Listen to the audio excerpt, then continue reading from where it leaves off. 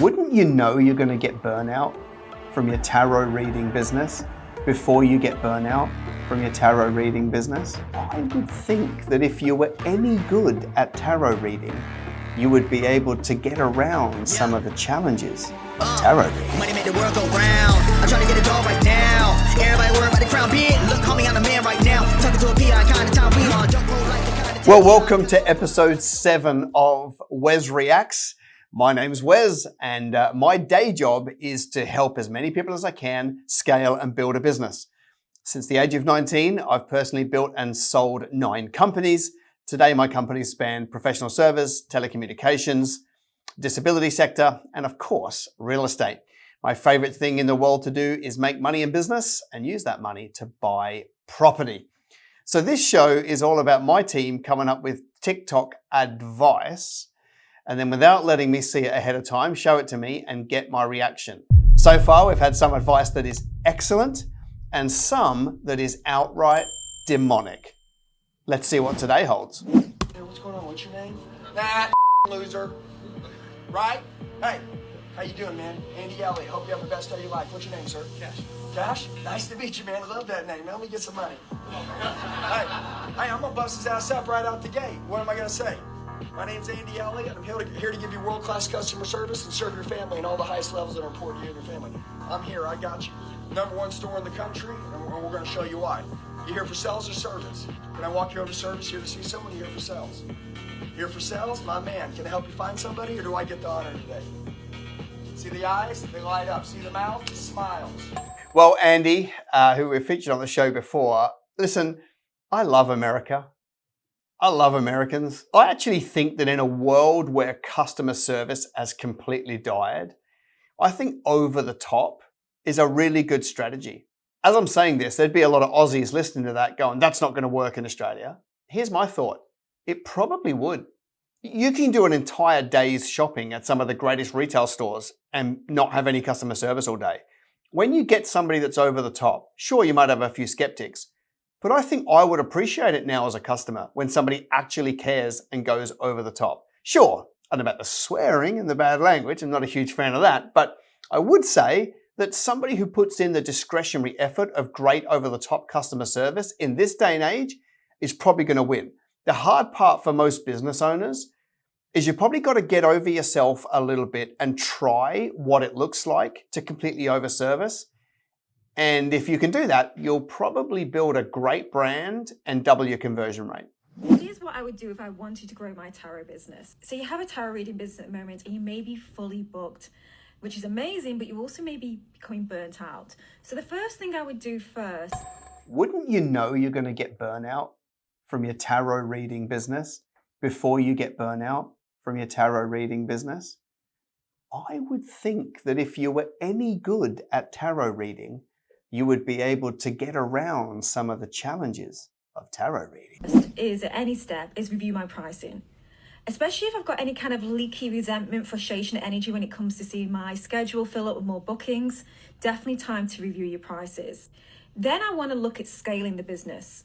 Which tarot card do you have to pull to buy the world's smallest microphone? Asking for a friend. Where can I save more time? Can I actually teach this skill? Can I teach others also how to read tarot? What would that look like? Would that be a passive course? Would that be a live group program? And finally, this is gold, and this is what's helped a lot of my clients to grow and also create new businesses as well. I tend to get a lot of intuitives and tarot readers who come to me and say, Rachel, everybody just keeps coming back for more. They love my advice. I'm naturally coaching and mentoring during my readings as well.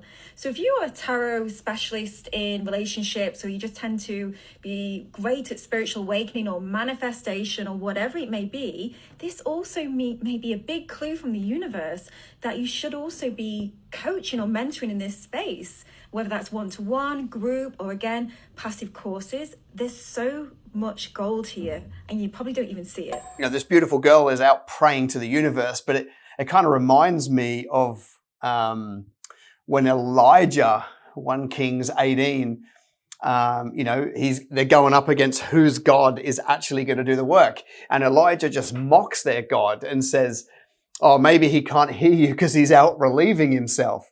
You know, if only this young girl, beautiful, high-spirited young girl, could turn her attention to, you know, praying to a universe that can give her absolutely zero value, and just make that change of start praying to our Father in heaven and start to see an outpouring in her life and in her business and her heart and her friendships and on the world around her, man, her life would map to a completely different outcome.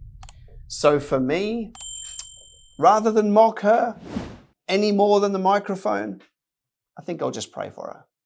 I'm really getting the confirmation that your job is to produce. Your job is the content, is the, like, literally the star, the spotlight, okay, in the presence, you could be in the public eye, you could be do something online. Your job and advice is to keep focusing on you, keep connecting with your higher self, keep being clear and visualizing where it is that you want to do. Your job is to visualize. That's quite literally your job. That is one of your big things that you need to be doing, and being very aware and getting visualization, okay, visualizing yourself being where you need to be. She's literally meditating on where it is. You're very self-aware, you're very alert. I've never experienced such a nothing said in so many words in my entire life. I mean, you know, she's saying here, you know, about my higher self. Listen, I've been trying to step into my higher self for ages. 5.9. I mean, that's, you know, like I wear high shoes every day just so that I can try and step into my higher self. You know, she thinks that the best thing you can do is visualize. Listen, you can visualize your best future, but unless you actually get out there and get a customer and then sell them something and produce a product and collect the money, you'll be forced to shuffle cards on TikTok for the rest of your life. Let me just jump on my soapbox for a minute and use this as a point of teaching. For the Christian, it is very, very important that we guard ourselves against the junk that this world wants to put out to us. If we go to Revelation 3, we read one of the letters is to the church of Laodicea. And it says in there, and this is Jesus speaking, you are neither hot nor cold. I wish you were one or the other, but because you are neither hot nor cold, I will spit you out of my mouth. It goes on to say that all you've built up is wealth and riches, but it ends up being putrid. It's important who you take advice from. And as a Christian, a little bit of leaven ruins the whole dough. You want to be totally committed to the things of the kingdom, and you want 100% shut out the things of the occult. I would rather work 80 hours a week to make $50K and work for myself than have a $75,000, $100,000 job working for somebody else. Yeah, well, like we have a choice, Mark. That's what startup business is all about.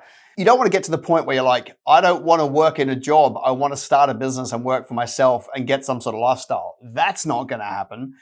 Okay, the start of any business is 80 hours a week earning a small amount of money or less than you could in a job. However, you can't sell your job, you can sell your business. So by putting the hard yards in early, hopefully over time, when you build enough team, maybe 10 years down the line, you can get to the point where you work 25 hours a week, earn disproportionately more than everybody else, and then sell the business for enterprise value. That's the reason why you pay the price early. I'm 100% with Mark. I can tell you, for me, the last thing I want, the last thing I ever want is a part-time job or a part-time business role. I love working and contributing and creating products and innovating. I have people that say to me all the time, oh man, I'm working 50 hours a week. I say, cry me a river. I had a part-time job too once, and then I grew up. I laugh every time I hear people saying, yeah, you know, I don't like working for other people, so, you know, I want to work for myself because I want to set my own hours. Yeah, right. Let me tell you what, when you work for yourself, there's no Christmas, there's no fucking Easter, there's none of that shit when you work for yourself. In the early days, you're working through all those holidays. Every day something bad happens. Every day there's problems. Every day somebody's trying to you and take what you built. And it's a war every day when you get up in the early days. What I love so much about what Dana's saying here is that it is more true than the people on the other end of the spectrum who are saying, you know, just build a sales funnel and you'll make all this money and you can be at the beach for half your life and build a passive income from the beginning. Listen, I've got a passive income today. It's taken me nearly 20 years to put it together. Now, the thing that I don't agree with, Dana, is that as Christians, we need to prioritize a Sabbath in some form. You cannot work and only work for the rest of your time, because actually we are created to have a moment of rest, a day of rest, whatever that looks like for you.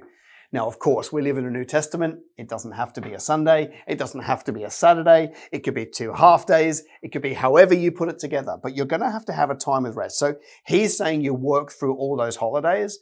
As a Christian, I'm going to struggle to work through Christmas. I'm going to struggle to work through Easter. They are important times in my diary. So what I'm doing, right, and the way that I set up my life is at the start of the year, I get a 1-year calendar and I block out my family holidays first. Right, that's what I do. Family goes in first, because if I don't do it, they're going to get punted down the line.